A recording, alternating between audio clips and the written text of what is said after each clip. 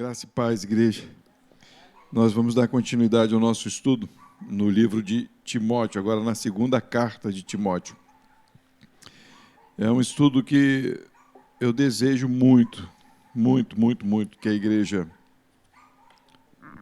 leia, compartilhe, se interesse, porque é algo muito importante para as nossas vidas. Nesse capítulo 1 de 2 Timóteo, tem muita informação boa. Esse estudo de Timóteo é um estudo que a gente sempre precisa recorrer. Quando a gente começa a querer dar uma rateada, a gente tem que ler a Bíblia, ver o que os homens de Deus passaram, aonde eles arrumaram forças para continuar, para prosseguir. E quando eu leio essas cartas, Deus sempre fala ao meu coração, me corrige, me exorta, e como é costume nosso, aquela palavra sempre vem no nosso ouvido, né? Para de palhaçada e prossegue. O mundo é assim, tem tribulação, tem perseguição, tem dificuldades, mas a gente não pode parar de prosseguir. Vamos estar orando novamente, pedindo a orientação de Deus quanto a esse estudo.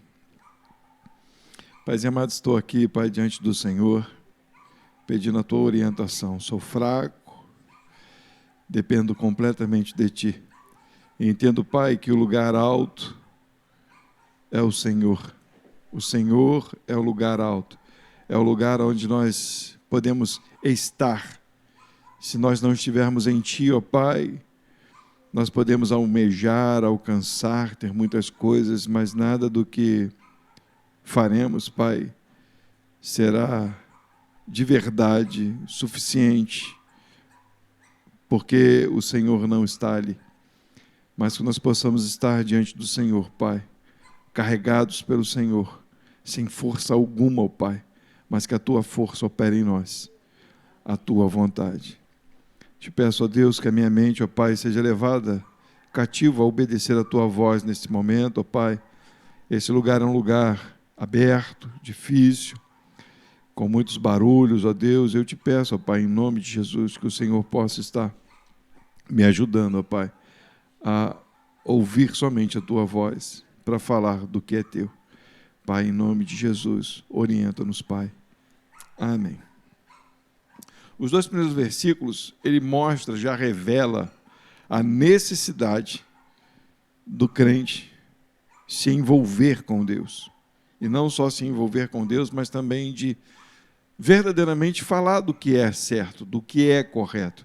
Os dois primeiros versículos é extraordinário. Paulo diz assim, eu já comentei aqui na igreja, já falei por duas vezes, como falei sobre o versículo 1 e o versículo 2, mas é importante falar para a gente poder entender todo o contexto desse texto. Se eu não terminar hoje, a gente continua na próxima semana, mas ele é muito importante para nos reafirmar, avivar, para nos fazer andar, caminhar, de verdade, entendendo que nesse mundo há tribulações e há dificuldade, e todos esses homens que viveram no passado também passaram por isso. Ele diz assim no versículo 1, Paulo, apóstolo de Jesus Cristo, pela vontade de Deus, segundo a promessa da vida que está em Cristo Jesus.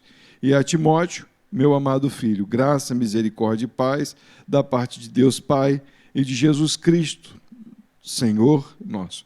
É interessante quando ele fala assim que a gente começa a perceber que ele quer direcionar a carta às pessoas entenderem que ele não vai falar de pessoas somente, mas que ele vai falar do Deus Todo-Poderoso a pessoas, a instruir as pessoas a seguir ao Deus vivo, único.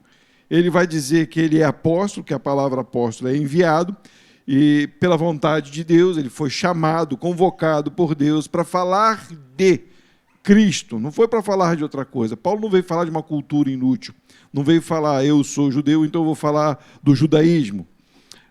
Mas cita, nós vamos ver aqui, que os judeus receberam a verdade, que ele continua nesta verdade agora com esclarecimento.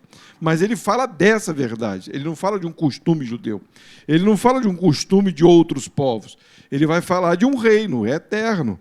Ele foi chamado por Deus e ele entende agora que a função dele é falar desse Deus.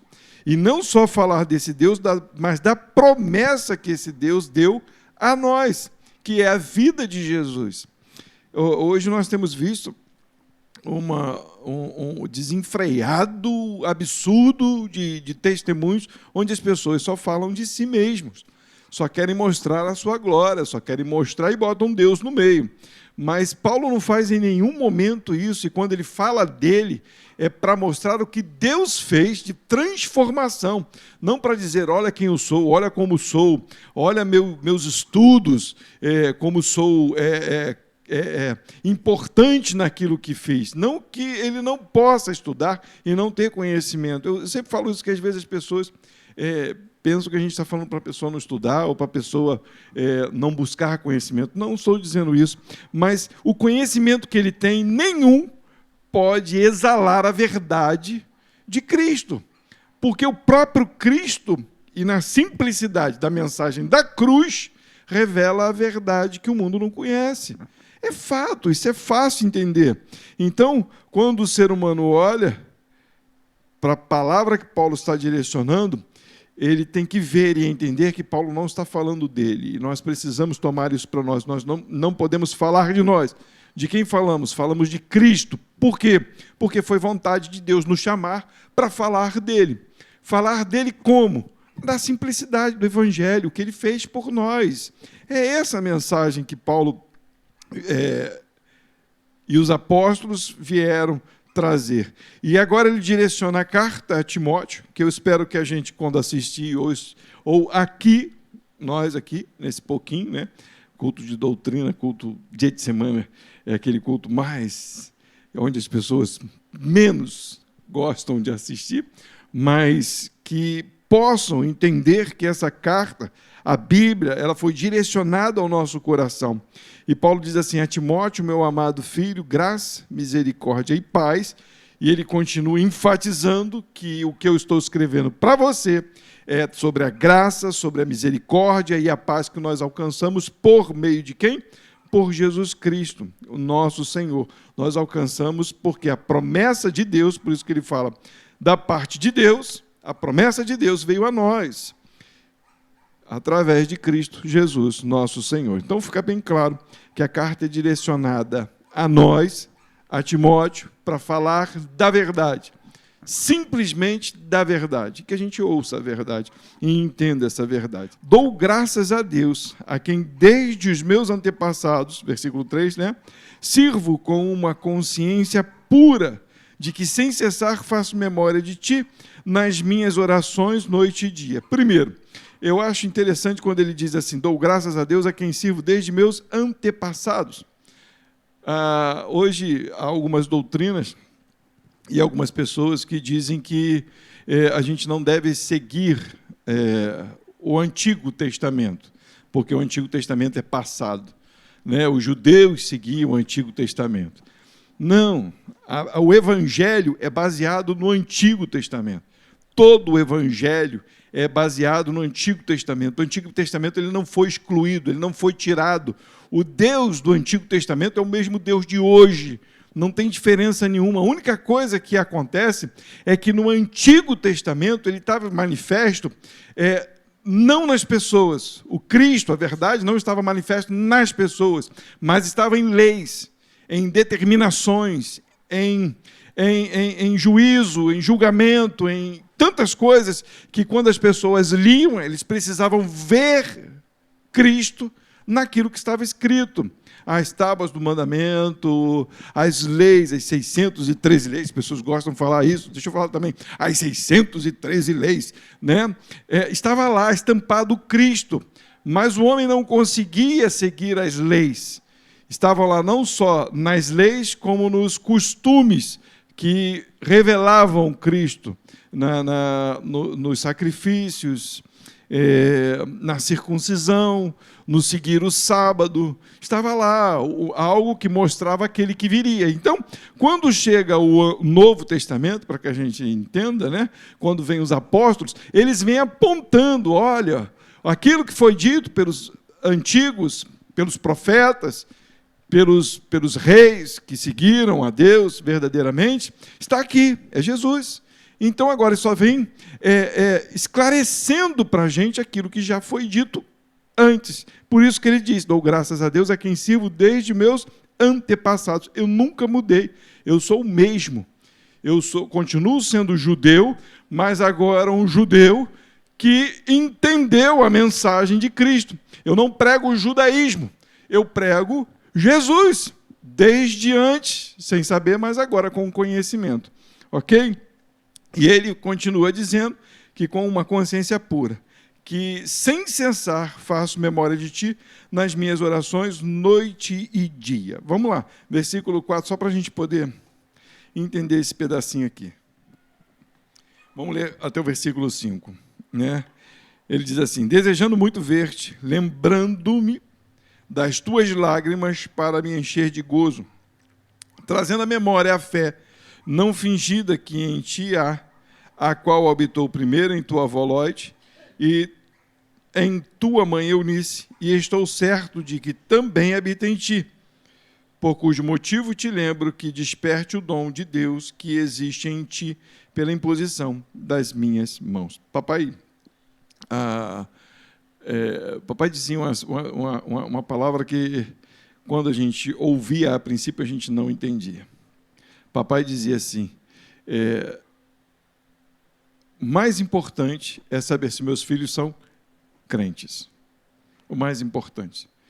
Eu não quero saber do diploma, não está dizendo isso porque não quer saber se o filho estudou ou não estudou. Mas o mais importante não é o diploma, é saber se o meu filho é crente. Porque eu não vou usar toda a expressão, porque senão vai ficar meio pesado. Mas o que o diploma pode fazer com a vida eterna? Volto a dizer, porque as pessoas, quando o pastor está falando que não estou falando nada que não é para estudar. Esquece isso. Nós estamos falando do Evangelho, da palavra de Deus. Diploma nenhum te leva à salvação. Nenhum diploma. Hoje nós vemos crentes correndo atrás de coisas para os filhos, de ensinar ideias para os filhos, criando os filhos para o mundo, mas não cria os filhos para o reino. E não criar os filhos para o reino é um problema, porque as pessoas podem ganhar o mundo, mas não ganham salvação por isso. Não descobrem Cristo por isso. É interessante que quando a gente manifestava, de vez em quando a gente manifestava, né, quando criança, até jovem, adolescente, manifestava algum conhecimento bíblico, papai dizia com um sorrisão no rosto assim, verdadeiramente meus filhos são crentes. Era a alegria de papai. Era a alegria de papai. Isso às vezes a gente não entendia, mas olha a palavra do apóstolo. Ele ora por Timóteo, lembrando que Timóteo participou com ele das mesmas perseguições. Ele viu Paulo ser preso, ele viu provavelmente quantas vezes Paulo sofreu injúrias, blasfêmias, acusações. Timóteo estava ali juntinho, e não só juntinho, mas Paulo declara algo que é tremendo, aqui no versículo 5, trazendo à memória a fé não fingida que em ti há. E não só a fé está em ti, mas como você veio recebeu da sua avó, que te falou de Cristo, e de sua mãe Eunice, também falou de Cristo, e hoje você é um cristão. A minha alegria não é que você é um doutor, que você é um deputado, a minha alegria é que você segue a Cristo, está em Cristo, pertence a Cristo, porque depois de que isso tudo passar, o que a gente faz com o nosso doutorado? Não estou dizendo que a gente não possa ser doutor. Hoje é engraçado nas igrejas que a gente prefere, às vezes, ouvir um doutor descrente do que ouvir um crente. As pessoas preferem olhar para os diplomas E as pessoas trazem coisas do mundo, coisas que um simples pastor, sem conhecimento, às vezes com conhecimento bíblico, traz muito mais informação do que coisas que a gente já sabe que as pessoas gostam de ouvir. As igrejas estão lotadas para ouvir mestres do mundo e não estão lotadas para ouvir homens que são segundo o coração de Deus. Paulo não se apresentou a princípio, não se apresenta, quando ele fala que ele foi criado aos pés de Gamaliel, e quando ele diz que teve muita informação e diplomas, ele diz, pego isso tudo e faço como esterco. Não presta de nada para que a mensagem de Cristo prevaleça. Então a gente tem que ter entendimento e conhecimento de Deus para falar de Deus e não de coisas do mundo. Quando se trouxer alguma informação do mundo, que seja para exaltar e enaltecer o nome de Cristo. Paulo está feliz porque em nenhum momento você não vê, em nenhum lugar da carta, Paulo enaltecer Timóteo, porque ele concluiu 2, 3 faculdades. Não! Volto a dizer, não estou falando que não se deve estudar. Tem pessoas aqui muito estudadas aqui na casa, aqui, extremamente inteligentes, até muito mais do que esse pastor que está falando, mas a gente precisa entender que quando se trata de palavra de Deus, se fala de Deus. Por isso que numa igreja não existe maior ou menor, todos são iguais.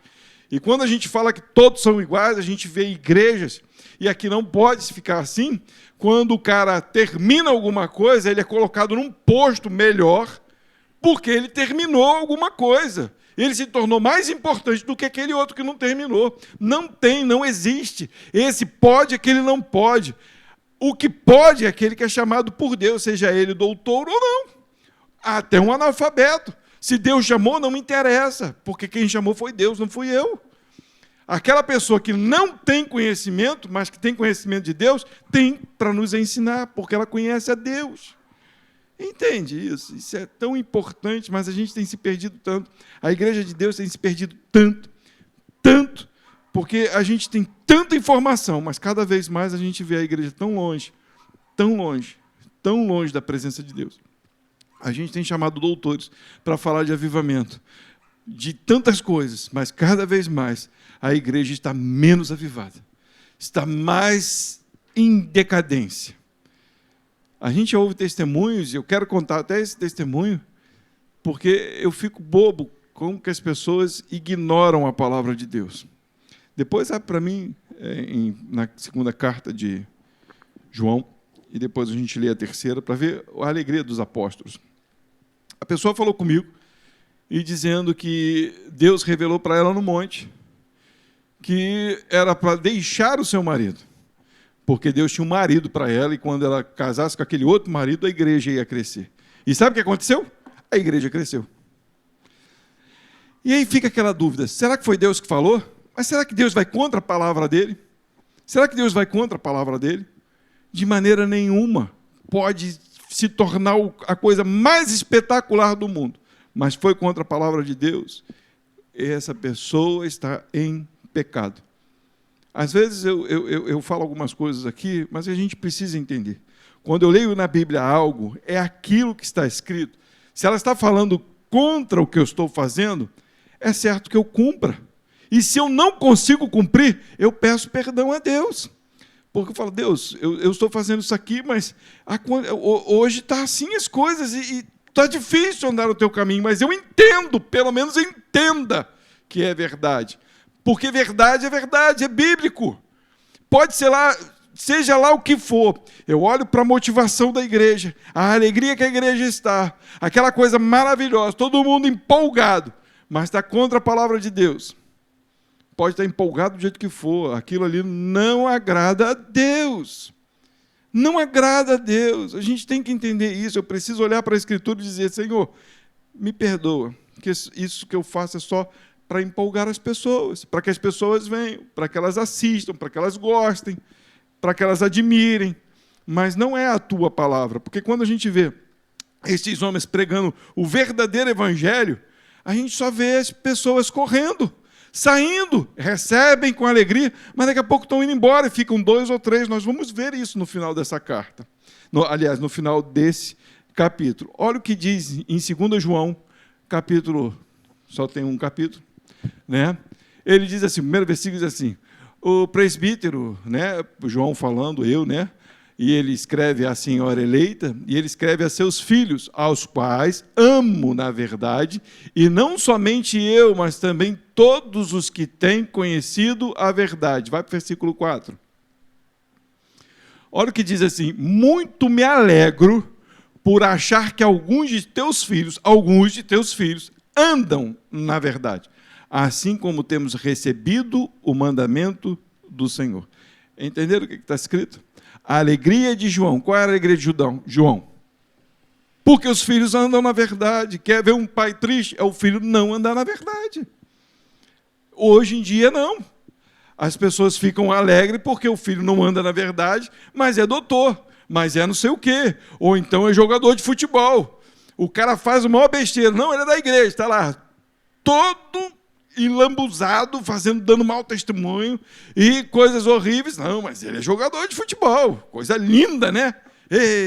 Devia estar chorando porque o cara está desviado. A alegria da gente mudou, os crentes mudaram. A gente fica feliz por apresentar Marvel para os nossos filhos, né? A gente fica feliz, né, de apresentar o herói, aí depois não sabe por que o filho... Não estou falando... Mas entendo. Mas a gente não apresenta Jesus. A Marvel, cheio de histórias. Jesus, verdade. Quando ele olha para a história da Marvel e olha para a história da Bíblia, a história da Marvel é mais divertida.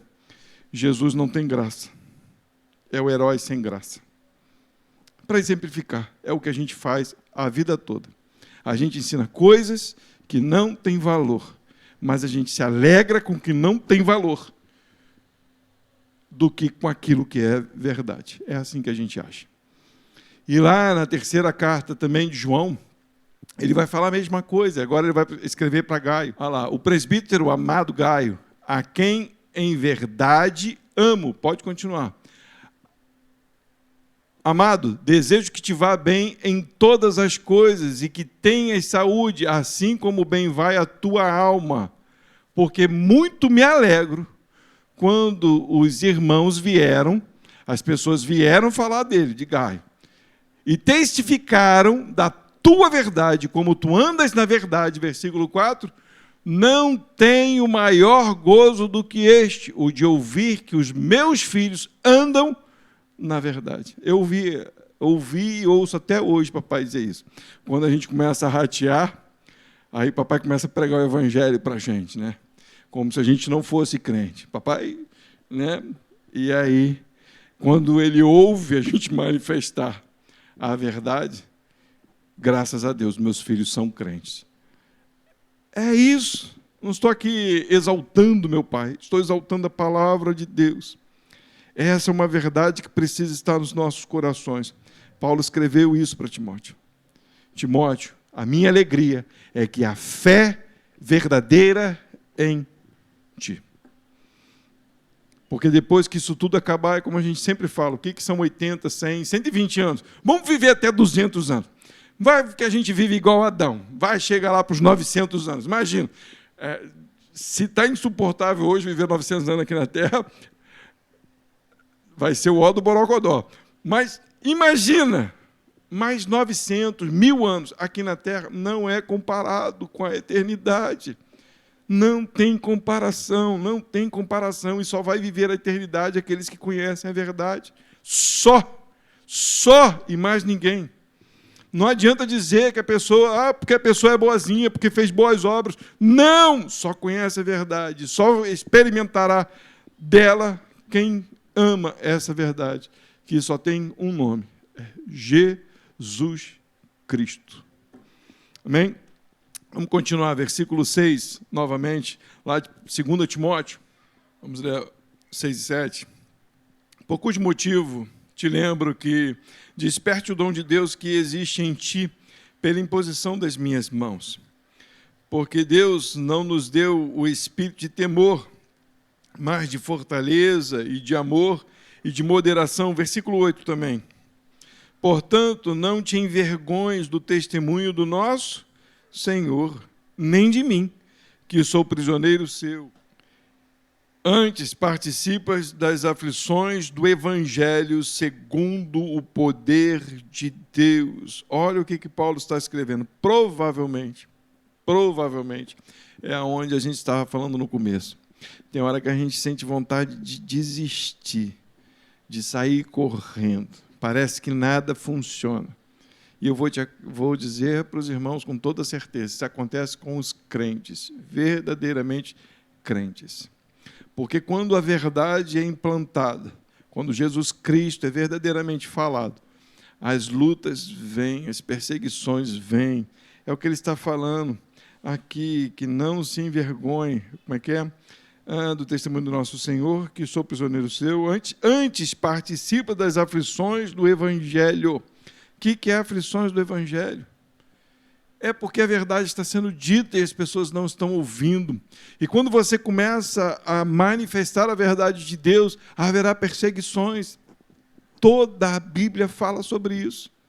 Todo lugar onde se fala de Deus tem perseguição, desde o começo até agora. E será assim até o final de tudo. Está lá Adão e Eva lá no começo do paraíso, houve perseguição. E aí Deus vem trazendo os seus, e em todo momento há perseguições. Deus levanta seu povo, e em todo momento há perseguições. Aqueles que queriam levar a vida de qualquer jeito, muitos nem do povo de Deus eram e viveram, com as suas perseguições, sem entender a verdade, mas aqueles que viveram piamente o Evangelho, sofreram perseguições. Não existe Evangelho sem perseguição. Não existe Evangelho sem tentações e provações. Não existe. É mentira. Não existe. Se essa música que nós cantamos, Deus nos faz andar por lugares altos, achando que a gente vai conquistar coisas para que as pessoas vejam como nós conquistamos, é errado. Mas se a gente entende que Deus nos faz andar nele por todas essas perseguições que nós vamos passar, aí é verdade. Nós vamos passar perseguição no trabalho, com filhos, em casamento, não da pessoa, não da carne, como diz Paulo, né? A nossa luta não é contra a carne, mas por estarmos vivos e sermos pecadores, e por tentarmos andar na verdade, pregar a verdade, isso já é perseguição. Não a verdade, mas porque a gente tenta andar como Deus pede. E Satanás monta as suas artimanhas para tentar nos tirar do Evangelho, ou abafar a voz do Evangelho que está em nós. E aí a gente sofre, e temos sofrido, perseguições. Então o que acontece? Provavelmente, Timóteo viu essas lutas todas que Paulo passou, você imagina, e nós vamos ver isso. Paulo levanta uma igreja, um lugar onde a igreja do Senhor se manifesta, e aí ele começa um trabalho, pessoas vêm, daqui a pouco pessoas vão indo, muitos começam a fazer mal para Paulo. Ele escreve nessas cartas para Timóteo, ele vai dizer que alguns lhe fizeram muito mal, e aí Timóteo está vendo tudo isso. Timóteo está ajudando a Paulo o tempo todo, e ele também tem sofrido perseguições. Chega um momento que parece que Timóteo começa a querer desistir. Nessa carta, Paulo está preso. E se eu não tenho dúvidas, acredito que possa ter ou não, mas eu acredito que seja a última prisão de Paulo. A última, ele está preso para morrer, acabou. E Paulo está aqui dizendo a ele: desperta o dom que há em ti. Não para, Timóteo, não para, igreja. Para de achar que evangelho é moleza. Evangelho não é moleza. Evangelho não é música só. Evangelho não é só sentar na cadeira. Evangelho não é só pegar microfone e falar. Não é glamour. Evangelho é uma verdade que vai contra o mundo. Isso é importante a gente saber. E quando nós vamos contra o mundo vem contra nós. Desperta o dom que é em ti. Desperta. Eu ouço toda hora quando dá vontade de sair correndo, né? E aí Deus fala: meu filho, sempre foi assim, não vai mudar não, não vai mudar não, persevera, continua, não para, mas me olharam torto. Não para, você também olha torto para os outros. Mas me responderam. Não para, porque você também responde. Não para, continua, seja fervoroso. Foi por chamado. Quando ele fala aqui em posição das minhas mãos, quer dizer que você foi convocado por Deus para isso. É o que ele disse lá em cima. O que eu falo porque fui convocado por Deus. Quando nós impusemos as mãos sobre alguém para dizer, você foi convocado por Deus, não foi por mim, não. Foi Deus que te convocou. Foi uma santa convocação. É alguém que está acima de nós, que está convocando a tua vida para você lutar nesta guerra. E quem não recebeu a imposição de mãos? Mas está sobre você o Espírito de Deus, então você também recebeu a santa vocação. É para ir, é para não parar. Para de olhar para trás. É o que Paulo está dizendo para Timóteo. E ele vai dizer agora as coisas mais importantes para que Timóteo não pare. Olha o versículo 8 novamente. Ele vai dizer, portanto, não te envergonhes do testemunho do nosso Senhor. Você lembra do que Jesus passou no começo do seu ministério? É o começo do ministério de todo mundo. Quando nós saímos lá do ministério, algumas pessoas começaram a caminhar com a gente, e a gente tem algumas fotos no Facebook, a gente vê aquele montoeiro de gente, aquela coisa, nossa, caramba, as pessoas estão tão alegres com o ministério da gente, estão seguindo, estão indo junto, daqui a pouco vai saindo. Quando a gente olha a foto, muita gente diferente, as coisas mudaram, diminuiu, e aí a gente fica, meu Deus do céu, como que pode isso? Jesus, você imagina a quantidade de discípulos que Jesus tinha. Quando ele multiplica os pães, ele começa a trazer um testemunho de que se tem que comer a sua carne e beber o seu sangue. O que os discípulos fazem? Muitos dizem, é duro esse discurso. É duro esse discurso, e todos vazaram. Só ficaram os 12. Os 12, ó, viu? Eu multipliquei o 12. Mas só ficaram os 12. E quando ficam os 12, Jesus olha para eles e diz, vocês também não querem, não? Olha a mensagem de Jesus, olha a mensagem de hoje. A mensagem de Cristo, o sofrimento de Cristo é o nosso. Aqueles que se foram, se foram. Mas quem ficou? Jesus disse quem ficou. Ficaram vocês. Sabe por que vocês ficaram? Porque Deus escolheu vocês. E um de vocês ainda é o diabo. Ainda vai continuar junto. Está escrito. Está escrito. O próprio Cristo manifestou isso. E quando Jesus foi para a sua caminhada, para a sua via cruz, quando Jesus é crucificado, antes da sua crucificação, cadê os discípulos? Nenhum deles, nem os eleitos, nem os escolhidos ficaram. Todos fugiram. É esse evangelho que nós pregamos. É assim que é. Nós passamos por lutas e dificuldades. Não existe evangelho glamuroso, não existe, porque vai contra o mundo, e o mundo vem contra nós. E ele está dizendo aqui, não se envergonhe disso, do testemunho do nosso Senhor, que sofreu, que foi para a cruz, e não se envergonhe de mim. Por quê? Porque estou preso. Padeço a mesma coisa, sofro do mesmo jeito. A gente conhece testemunho de pastores que sofreram algumas acusações e a igreja debandou e o pastor nem tinha nada a ver com aquela situação. Ficou sozinho. E provavelmente o que está acontecendo com Timóteo é isso. Acusações, mentiras. E Paulo está dizendo, permaneça. Quando nós sofremos algumas dificuldades, que as pessoas nos acusaram, uma das respostas de Deus para a gente era, não se justifique. Eu justifico vocês. Não fica aquela coceira quando alguém fala mal da gente. Não, eu preciso ir lá mostrar que não sou, não fui eu que fiz. A resposta de Deus para nós é, não se justifique. Eu te justifico. Aquele que está em Cristo já foi justificado. Mesmo que alguém fale coisas de barbárie contra a sua vida, quem te justifica é o Senhor. Você não tem que lutar contra o mundo. Você tem que ir a favor de Deus. O mundo vem contra você, mas tem alguém que é muito maior do que nós. Muito maior do que nós. E aí ele vai dizer assim, não se envergonhe. No versículo 9 ele vai dizer, por que a gente não deve se envergonhar? Por que, igreja? Porque Deus, que nos salvou e nos chamou com uma santa vocação, não segundo as nossas obras, mas segundo o seu próprio propósito e graça, que nos foi dado em Cristo Jesus antes dos tempos dos séculos, e que é manifesta agora pela aparição de nosso Salvador Jesus Cristo, o qual aboliu a morte e trouxe à luz a vida e a incorrupção pelo Evangelho, para o que fui constituído pregador e apóstolo e doutor dos gentios. Ele está dizendo para Timóteo, ele está dizendo que aquele que nos chamou a padecer, ele nos chamou porque ele nos deu salvação.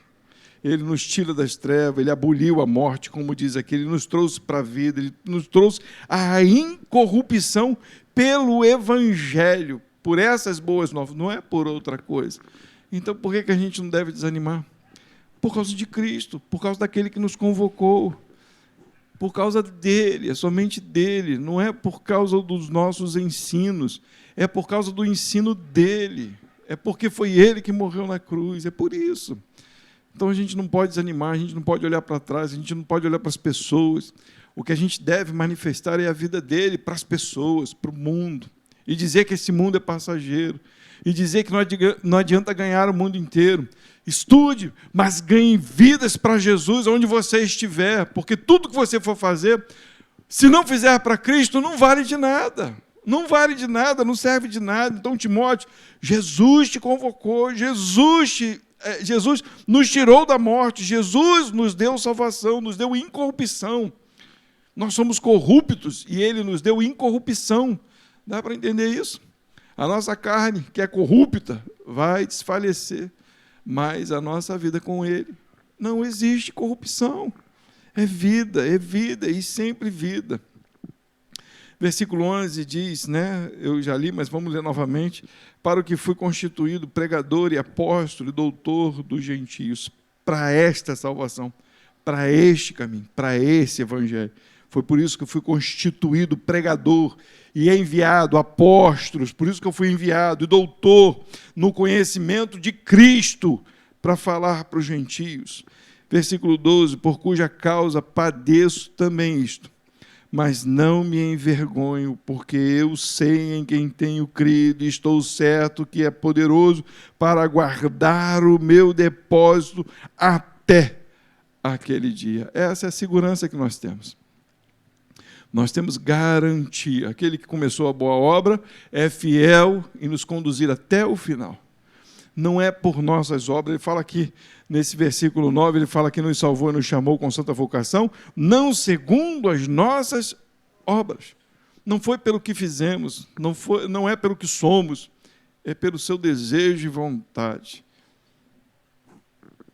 É interessante que ele chama tanto pobres como ricos.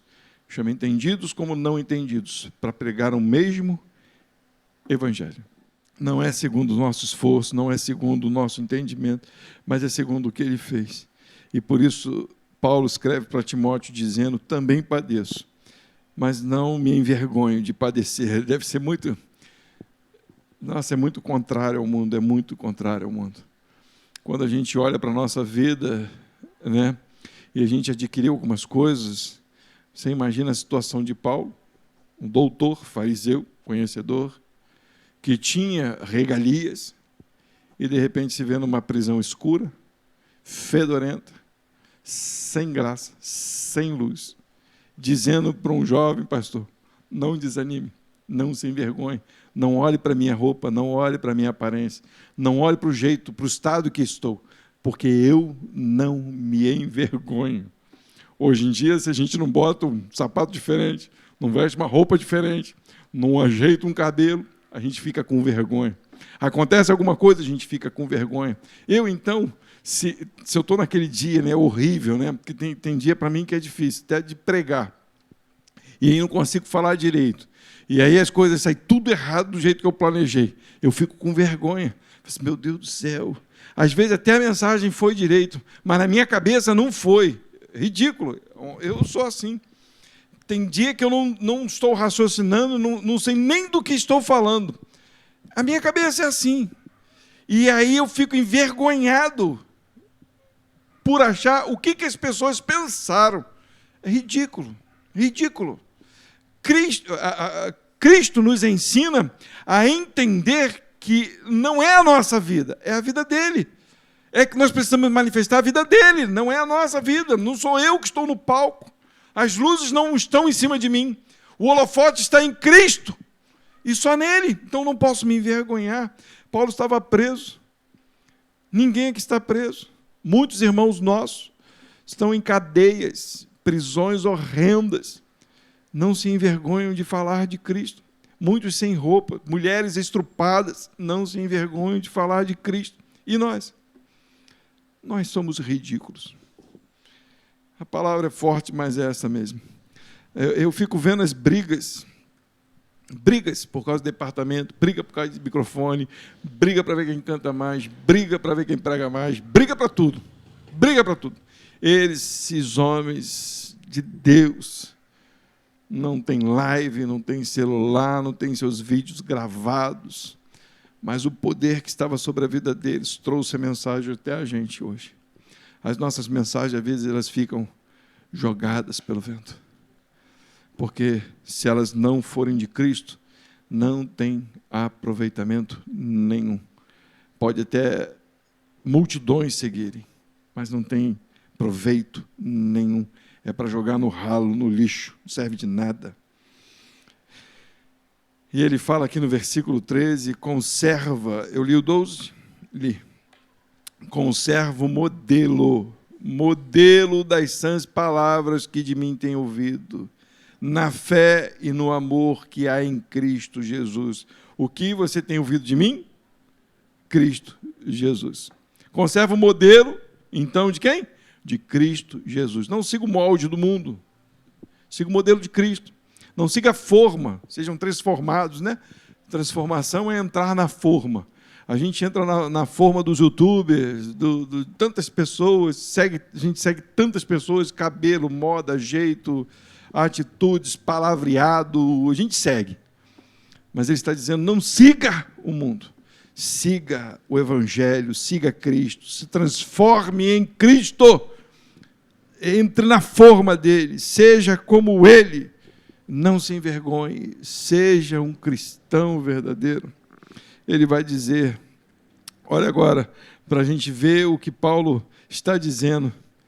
Versículo 14, ele diz, guarda o bom depósito pelo Espírito Santo que habita em nós. Esses são aqueles que vão herdar a vida eterna. Esses é que têm a fé verdadeira em Cristo Jesus, aqueles que são habitação, que guardam o bom depósito, que entenderam, porque é o Espírito de Deus que nos faz andar segundo o Evangelho. É o Espírito de Deus, que é a lei que foi pregada no passado, que agora habita em nosso coração. O homem não cumpriu a lei, não cumpriu. O homem não cumpre a lei. Aonde está a lei agora? Gravado em nossos corações, o bom depósito, o Espírito de Deus. É ele que, quando a gente vai saindo da linha, e nós precisamos ter isso, aquela luzinha que apita para dizer, essa não é a lei de Deus, esse não é o Cristo, você está andando na forma do mundo, não na forma de Cristo. É o Espírito Santo, é ele que faz esse trabalho agora. Aquilo que a gente não conseguiu fazer, ele faz. Ele nos leva a fazer. Ele é que opera em nós tanto o querer quanto o executar. Ele é que nos lembra da palavra de Cristo. Esse é o bom depósito. E ele está dizendo, guarde o bom depósito. Ouça o Espírito Santo.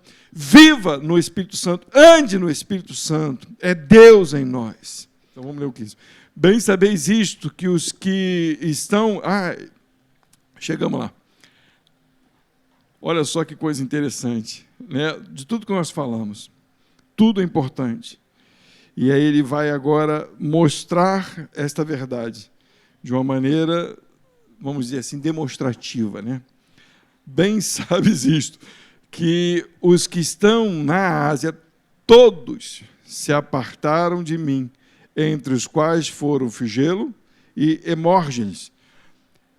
Ele cita esses dois nomes, provavelmente Timóteo conhece. Figelo e Hemórgenes deve ser alguém que Timóteo conhecia, mas ele está dizendo que todos da Ásia fugiram. Olha o evangelho completamente diferente do que a gente prega hoje. E olha a palavra de Paulo. Paulo está dizendo, desperta o dom, mas ele está dizendo, todos fugiram de mim. Não tem engano. Não tem engano. As palavras de hoje são com engano. Mas a Paulo está dizendo para Timóteo, olha, vão fugir de você também. Muitos, tu conhece Figelo e Hermógenes? Também fugiram, você conhece. Saíram, meteram o pé, não querem mais saber. E aí ele fala assim, o Senhor conceda misericórdia à casa de Onífero, porque muitas vezes me recreou, não se envergonhou das minhas cadeias. Ele mostra dois lados. Muitos fugiram, mas alguns permaneceram. Aqueles que permaneceram são aqueles que nos ajudam. Assim como Timóteo ajudava a Paulo, todos fugiram. Timóteo continuou. Assim também é a nossa vida, quando verdadeiramente pregamos o Evangelho de Cristo. Nem todos ficam perto. Nem todos.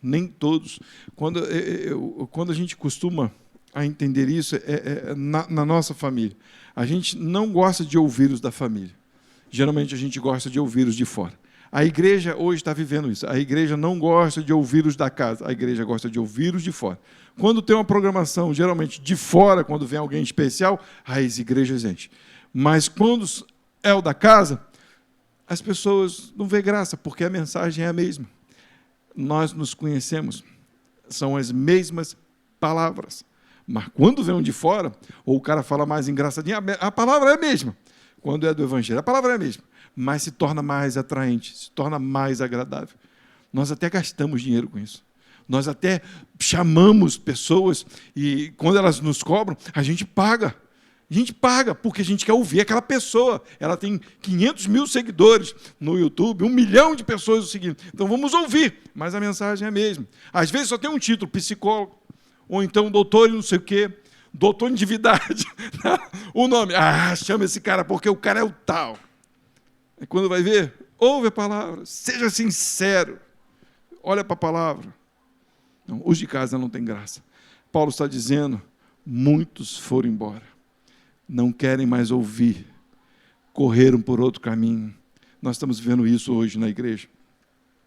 Mas ele está dizendo que alguns permanecem. Deus conceda misericórdia a esses que permanecem. Deus conceda bênção sobre esses que permanecem. Deus conceda a esses fortaleza sobre esses que permanecem, para que não desanimem. Assim como ele disse para Timóteo, desperta, que desperte em nós o desejo de continuar, de ajudar, de estar perto, de fortalecer outras pessoas em Cristo Jesus. E ele termina versículo 17, 18.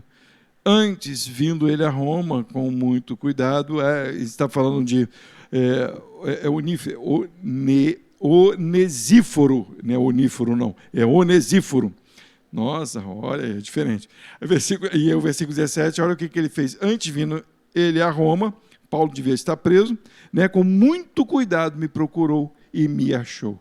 E ele recreou Paulo, como eles usam, recreou as minhas entranhas, me trouxe alegria, me trouxe gozo, me trouxe paz, porque não teve vergonha de Paulo, não teve vergonha. Ele foi lá visitar Paulo na prisão, com cuidados, mas foi lá, estava lá. E aí, versículo 18 termina dizendo, o Senhor lhe conceda que naquele dia ache misericórdia diante do Senhor, e quanto me ajudou em Éfeso, melhor tu o sabes. Então, Paulo orienta Timóteo, mostrando que muitos vão sair, muitos vão correr, mas alguns vão estar ali ajudando. Então, Paulo está dizendo, não desista, seja um desses, continue, não deixe de pregar o Evangelho, padeça pelo Evangelho, ame o Evangelho é Cristo, o amor de Cristo, o poder de Cristo, que nos salvou, nos resgatou, nos tirou a corrupção, nos deu a incorrupção, nos deu vida. Então, nós possamos viver esse Evangelho, que a igreja possa ser despertada nisso, que a igreja possa viver isso, que nós que estamos aqui ouvindo hoje isso, possamos ser despertados e a gente não desanime. Não desanime. Todo dia eu falo isso para mim, pastor, não desanime, porque o teu pastor maior foi até o fim. E ele nos chamou para que a gente também vá até o fim. Amém? Vamos orar neste sentido. Vamos agradecer a Deus pela sua palavra, pedir a Deus a orientação para que Ele nos fortaleça, nos dê ânimo, nos dê autoridade, nos dê cada vez mais a disposição no Espírito Santo. Que Ele nos dê também fraqueza das nossas manias, dos nossos egoísmos, que Ele arranque de nós a força, assim como disse Paulo, né? Quando sou fraco é que sou forte. Quando eu deixo de ser eu para ser Ele, o Senhor, aí sou forte. Porque é Ele que está conduzindo, porque é Ele que está fazendo.